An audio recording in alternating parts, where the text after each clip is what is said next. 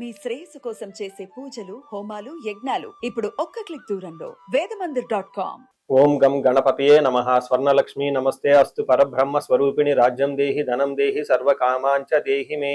12 రాసుల వారికి లక్ష్మి, స్వర్ణలక్ష్మి అమ్మవారి యొక్క కృపా కటాక్షం వలన ప్రతి ఒక్కళ్ళకి ఆత్మజ్ఞానం కలిగి ఉండాలి. తద్వారా ప్రతి నిమిషం ప్రతి సందర్భంలోనూ సంతోషంగా ఉత్సాహంగా ఉండే విధంగా అమ్మవారికి అందరినీ ఆశీర్వదించాలని, అంతేకాకుండా రాజ్యం దేహి, మన అందరికీ మంచి పదవి, ఉన్నతమైన స్థితి, ఒక అధికారం, దర్పం అన్ని కలిగించాలని, దానితో పాటు స్వర్ణలక్ష్మి అమ్మవారు ప్రతి ఒక్కరికి ధన ప్రవాహాన్ని కలిగించాలని, ఫైనల్ గా సర్వకామాంచ దేహిమే, మనం అనుకున్న ప్రతి కోరిక కూడాను ఇమ్మీడియట్ గా తక్షణమే అమ్మవారు మనకి నెరవేర్చాలని చెప్పేసి అమ్మవారు ప్రార్థన చేస్తూ, గణపతిని కూడా మనం చేసే ప్రతి దానిలోనూ మనకి బుద్ధి సిద్ధి, చక్కటి విజయాన్ని, ఒక మంచి వివేకాన్ని కలిగించాలని, సత్ డెసిషన్స్, మంచి నిర్ణయాలు తీసుకునే విధంగా మనకి గణపతి మనకి కృప ఉండాలని చెప్పేసి ప్రార్థన చేస్తూ, మనం ఈ రోజు టాపిక్ చూసుకుంటే సూర్యుడు వృషభ రాశి నుంచి మిథున రాశిలోకి మారుతూ ఉన్నారు. దీనిని మనకి మిథున సంక్రమణ అంటారు. అంటే ఇది 12 రోజులు ఉంటుంది ఈ సంక్రమణ. మనకి మకర సంక్రమణ,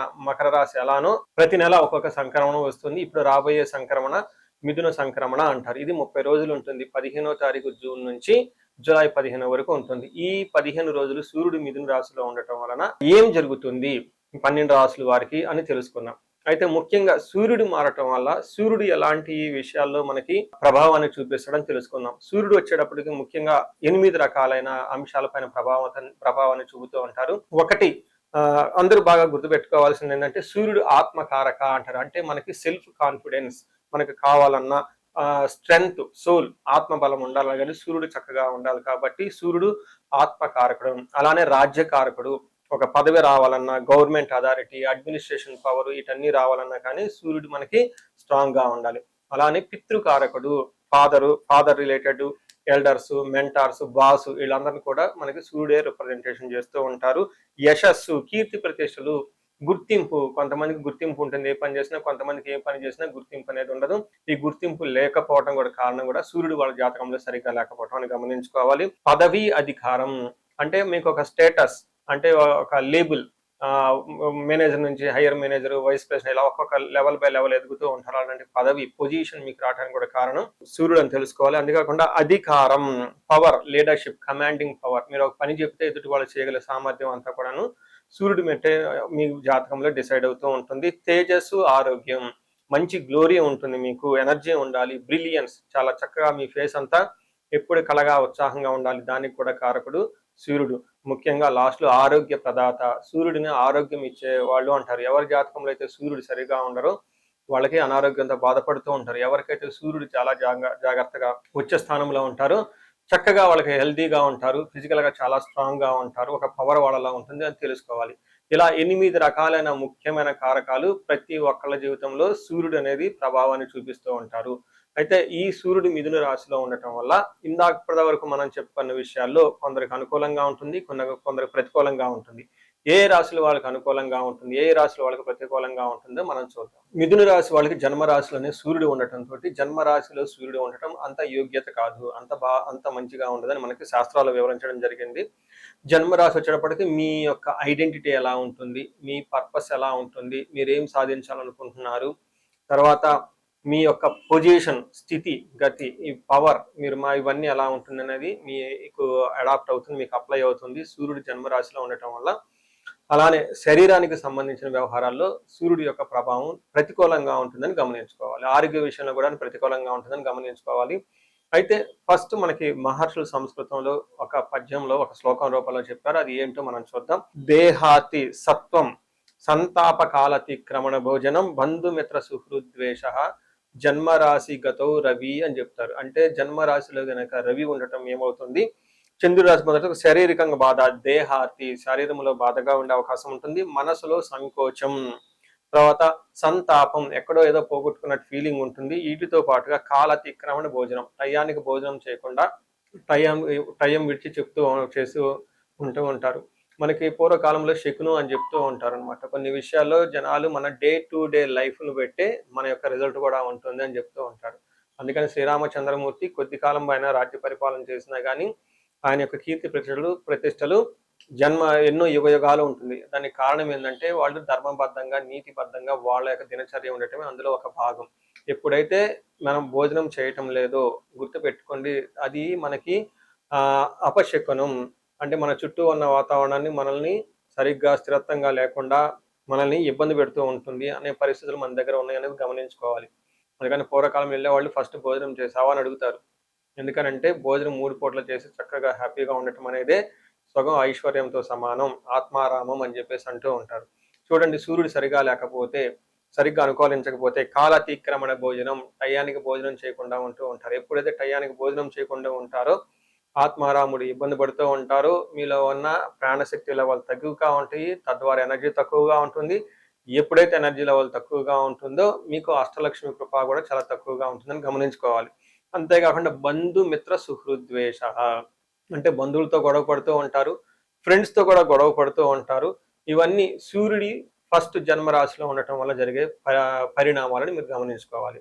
మనకి ఇంకొకటి కూడా చెప్తూ ఉంటారు, ఈవెన్ మోడర్న్ సైన్స్ కూడా అదే చెప్తూ ఉంటుంది. సూర్యుడు ఏ జన్మరాశిలో ఉంటారో వాళ్ళకి హార్ట్ అటాక్స్ ఎక్కువగా వస్తూ ఉంటుంది. ఆ రాశి వాళ్ళకి ఆ టైంలో ఆ రాశి వాళ్ళకి హార్ట్ అటాక్స్ ఎక్కువగా వస్తూ ఉంటుంది, హార్ట్ రిలేటెడ్ ప్రాబ్లమ్స్ ఎక్కువగా ఉంటుంది, చెస్ట్ పట్టుకున్నట్లు ఉంటుంది. ఎవరైతే స్టంట్ చేసుకొని ఉన్నారో, ఎవరికైతే లైట్గా ప్రాబ్లం ఉందో వాళ్ళు చాలా జాగ్రత్తగా ఉండటం చాలా అవసరం. హార్ట్ అటాక్ ఒక ముఖ్యమైన రీజన్ కూడాను డీహైడ్రేషన్ విత్ హైవీ గ్యాస్ట్రైటిస్ అని కూడా చెప్తూ ఉంటారు. ఈ టైంలో మీరు సరిగ్గా భోజనం చేయకపోవటం వల్ల గ్యాస్ట్రైటిస్ రావటం. రెండోది, దాని ద్వారా ఈ ఎండకైతేనేమండి సూర్యుడు సరిగా టయానికి భోజనం చేయకపోవటం డీహైడ్రేషన్ అయ్యే అవకాశం కూడా ఎక్కువ ఉందని గమనించుకోవాలి. అందరితో గొడవ పడటం ఉండే అవకాశం ఉంటుంది. రోగాలు, ఆందోళనలు, కోపం, ధన నష్టం. సో వీటితో పాటుగా ఎడిషనల్గా ఇంకా మీకు ట్రావెల్ చేస్తే అందులో ప్రమాదాలయ్యే అవకాశం ఎక్కువగా ఉంటుంది, గమనించుకోండి. భార్యకు సంబంధించిన వ్యవహారాల్లో మనస్పర్ధలు రావటము, లేదా భార్యకి అనారోగ్యము అయ్యే అవకాశం ఉంటుంది. తద్వారా మీరు సెకండరీ ఎఫెక్ట్గా మీ మీద కూడా దాని యొక్క ప్రభావం పడే అవకాశం ఉంటుంది. సో చూసారు కదండి, మీరు కమ్యూనికేషన్ మాట్లాడే విషయంలో కొంచెం కటువుగా మాట్లాడటము, ట్రావెల్లో కొంచెం ఆటంకాలు ఉండటం, అలానే రిస్కీ పనులు చేయాలనుకున్నప్పుడు కొంచెం ఆటంకాలు వచ్చేసి మిమ్మల్ని ముందుకు బానీయకుండా చేసే అవకాశం ఉంటుంది అని గమనించండి.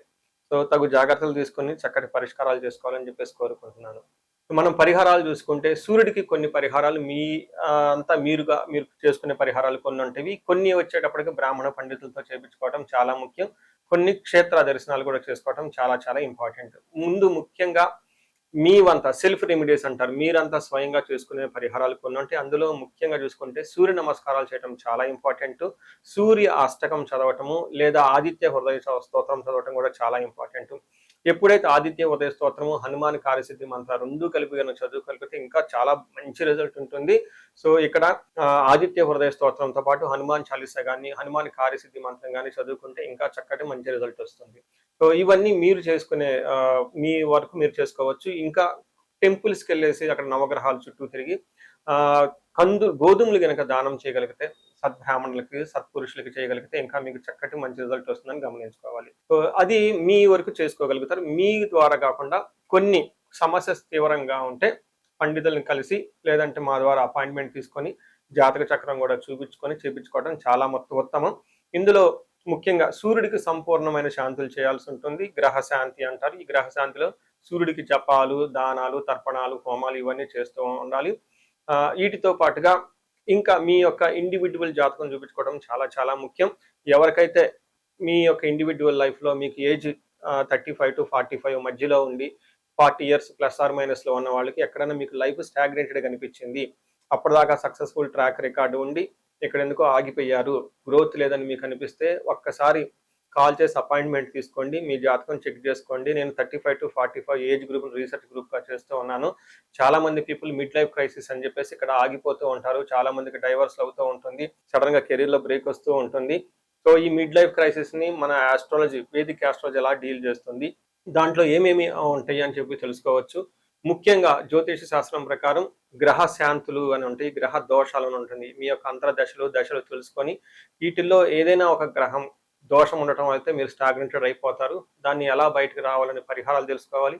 వీటితో పాటుగా మీకు ఏమైనా శాపాలు ఉంటే, పితృశాపం, కాలసర్ప దోషము, ఇలా మాతృశాపం, స్త్రీ శాపం, ఇంకా ఏమైనా యాక్టివ్గా శాపాలు ఉన్నాయా, ఈ శాపాలు ఉండటం వల్ల కూడాను మీరు లైఫ్లో గ్రోత్ లేకుండా ఆగిపోయే అవకాశం ఉంటుంది. సో ఎవరికైనా సరే ఎలాంటి ప్రాబ్లం ఉన్నా ధనానికి ఇబ్బంది పడిపోతూ ఉంటే స్వర్ణలక్ష్మి విశేష హోమం చేయించుకోండి. మీకు వీసా స్టాంపింగ్, H1B, లైక్ ఎక్కడన్నా ఉద్యోగంలో ఎక్కడన్నా బ్రేక్లు వచ్చి ఆగిపోతూ ఉన్నా, లేదంటే ఫైనల్ రౌండ్ దాకా వచ్చి మధ్యలో ఎక్కడన్నా ఆగిపోయినా కానీ మీకు ఇలాంటి వాళ్ళకు కూడాను మన్యు పాశుపత అభిషేకము, రుద్రాభిషేకం చేయించుకోవడం చాలా చాలా ఇంపార్టెంట్.